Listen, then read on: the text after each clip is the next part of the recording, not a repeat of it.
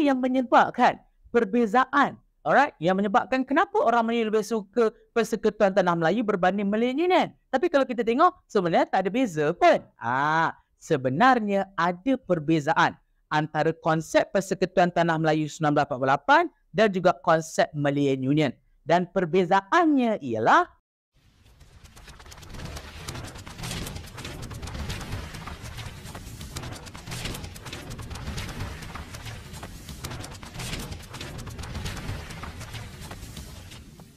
Hai, Assalamualaikum. Mana bersama dengan saya lagi, Sir Histrozi, Let Histrozi Teach You History. Jadi untuk video kali ini, kita berada pada bab yang keempat, tingkatan 5, sistem persekutuan dalam negara kita. Alright?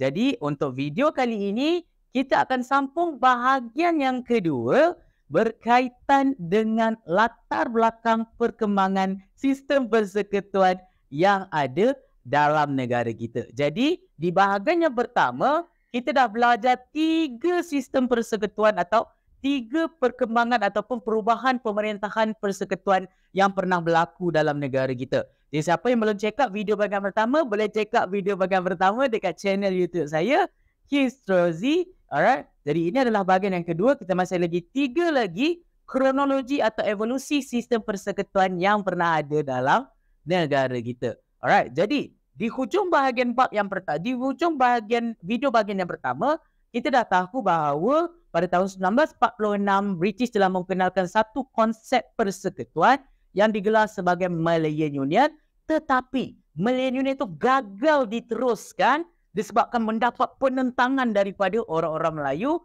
dan juga raja-raja Melayu. Jadi apa yang British buat bila Malayan Union ini mendapat penentangan daripada raja dan orang-orang Melayu? Dekat sinilah British telah memperkenalkan satu lagi konsep pemerintahan yang lebih sesuai, yang lebih disukai oleh penduduk-penduduk di Tanah Melayu yang kita gelar sebagai Persekutuan Tanah Melayu 1948. 2 tahun selepas Malayan Union ditubuhkan. Dan konsep persekutuan inilah yang lebih diterima oleh orang-orang Tanah Melayu dan ini merupakan asas awal sistem persekutuan dalam negara kita. Alright. Jadi macam mana konsep persekutuan 1948 ni ataupun saya gelar sebagai PTM 1948, ianya adalah gabungan 9 negeri Melayu dan juga 2 negeri Selat. Alright, masih lagi konsep gabungan. Alright. Dan pada waktu ini wujudnya pembahagian kuasa antara kerajaan pusat dengan juga kerajaan negeri. Pada waktu inilah kerajaan negeri dengan kerajaan pusat itu mula mendapat orang kata authority atau kuasa masing-masing terhadap pemerintahan masing-masing. Kalau kerajaan negeri, dia berkuasa terhadap negeri masing-masing. Kalau kerajaan persekutuan berkuasa terhadap keseluruhan pemerintahan persekutuan. Alright. Jadi, siapakah ketua kepada PTM 48? Alright, ketua dia masih lagi penjajah British. Sebab ingat, ini baru tahun 1948. Kita belum mencapai kemerdekaan lagi. Walaupun kita dah ada sistem asas persekutuan, tapi kita masih lagi belum merdeka, masih lagi di bawah cengkaman British. Jadi ketua kita masih lagi daripada pegawai British iaitu Pesuruh Jaya Tinggi British. Tapi perkara yang baik atau perkara positifnya dekat sini adalah yang mana kuasa raja yang sebelum ini hilang pada zaman Malayan Union telah dikembalikan dan raja kembali memerintah negeri masing-masing mengikut perlembagaan negeri masing-masing. Maksudnya raja ada kuasa untuk meluluskan undang-undang, untuk memperkenankan undang-undang di negeri masing-masing. Okey? Dan itu adalah konsep Persekutuan Tanah Melayu. Persoalannya sekarang, apa beza antara Persekutuan Tanah Melayu 1948 dan juga Malayan Union? Sebab kedua-duanya pun adalah gabungan negeri-negeri. Ketuanya pun masih lagi daripada pegawai British. Cuma gelarannya berbeza. Pesuruh Jaya Tinggi masih lagi British. Ketika Malayan Union, kita ada Governor.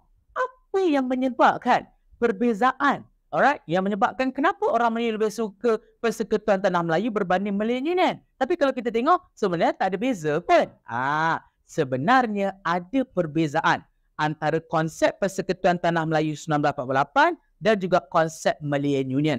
Dan perbezaannya ialah negeri ataupun konsep Persekutuan Tanah Melayu adalah berkonsepkan naungan. Maksudnya, Persekutuan Tanah Melayu adalah wilayah naungan British. Manakala Malayan Union adalah wilayah jajahan. Dalam bab yang pertama, bab yang pertama tingkatan 4, kamu dah belajar apa beza wilayah naungan dan juga wilayah jajahan. Wilayah jajahan adalah wilayah yang diambil secara paksa. Yang mana rakyat-rakyat atau masyarakat yang hidup dalam sebuah negara itu tidak rela duduk di bawah jajahan tersebut, tapi mereka terpaksa. Manakala wilayah jajahan adalah konsep sukarela, yang mana negeri-negeri atau wilayah-wilayah naungan itu mereka duduk berlindung di bawah negara atau wilayah yang lebih besar. Itu perbezaannya. Jadi, Malayan Union ini adalah tanah jajahan rasmi British. Dan sebab itu kenapa orang-orang Melayu kata menentang. Sebab apa? Sebab raja hilang kuasa semasa zaman Malayan Union. Bila raja hilang kuasa, orang-orang Melayu dan raja ini tak sukalah. Sebab itu menunjukkan kedaulatan negara kita direndah-rendah atau dijatuhkan oleh British sebab semuanya di bawah pemerintahan British. Tapi konsep persekutuan ini, walaupun British masih lagi menjadi ketua, tetapi kuasa raja dikembalikan.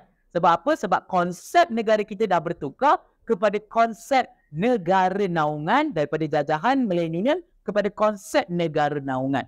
Dan itu sebab kenapa orang-orang di Tanah Melayu lebih menerima Persekutuan Tanah Melayu daripada konsep Malayan Union.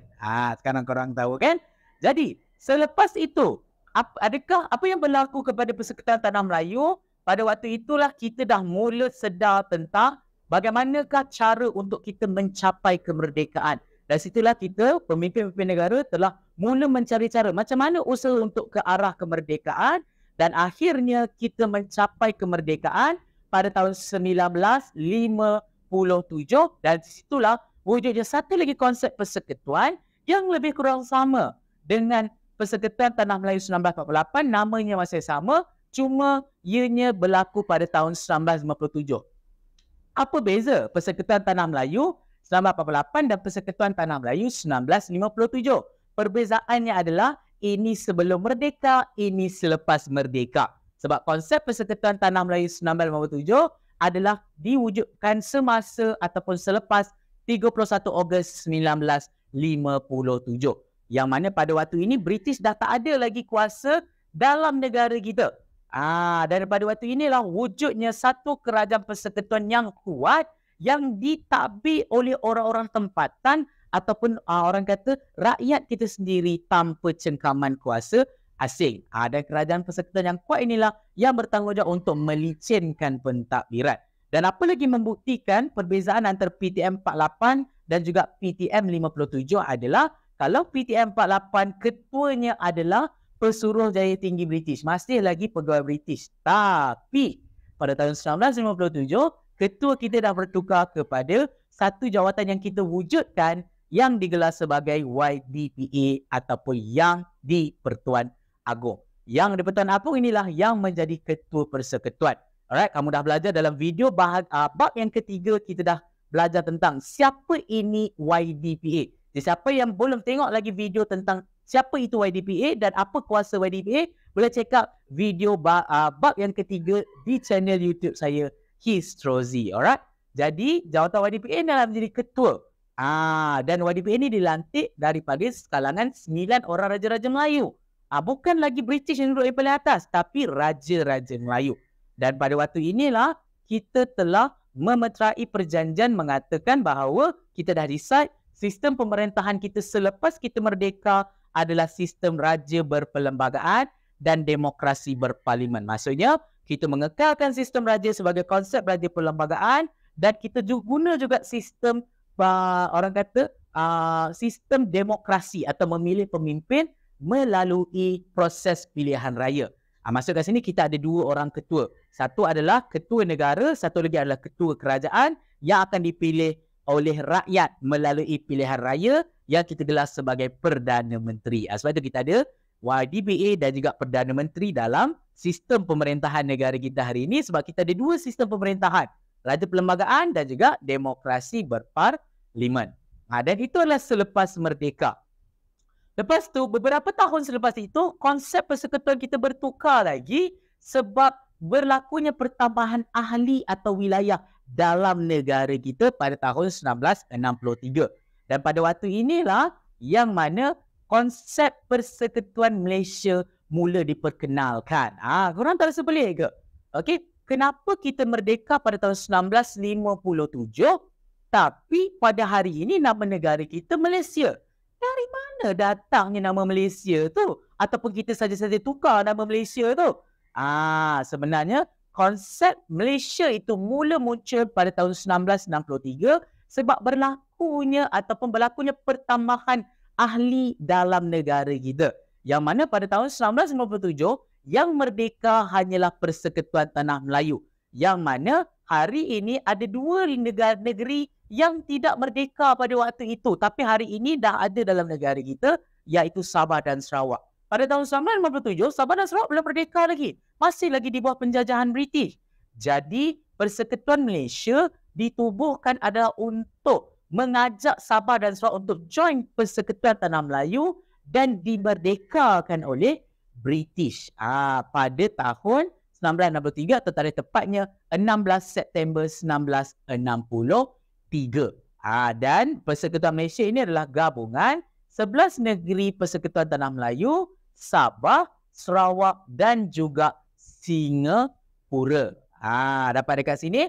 Jadi ini adalah Persekutuan Malaysia. Dan Persekutuan Malaysia ditubuhkan pada tahun 1963 inilah yang kita gunakan sampailah ke hari ini. Hari ini kita masih lagi menggunakan konsep persekutuan yang sama. Kita masih lagi negara Malaysia. Jadi sekarang korang tahu macam mana boleh terwujudnya nama Malaysia, macam mana kita boleh tukar daripada nama negara kita Persekutuan Tanah Melayu kepada Malaysia. Alright. Jadi itu adalah latar belakang perkembangan sistem persekutuan yang pernah ada dalam negara kita. Alright. Jadi kalau korang ingin bahagian yang seterusnya, kita nak belajar pula apakah tugas atau tanggungjawab atau beza antara kerajaan negeri dan juga kerajaan persekutuan. Apa beza dia? Apa kerja-kerja yang dibuat oleh kerajaan negeri? Apa kerja-kerja yang dibuat oleh kerajaan persekutuan? Kalau korang nak video bahagian seterusnya, korang boleh komen di ruangan komen. Ataupun korang ingin bab-bab yang lain yang korang atau topik-topik lain yang kamu orang nak belajar bersama dengan saya, korang boleh komen juga di ruangan komen. Okey? Jangan lupa untuk follow social media saya yang lain seperti TikTok dan juga Instagram menggunakan username yang sama iaitu Histrozi, Histrozi. Alright? Jadi itu saja. Let Histrozi teach you history.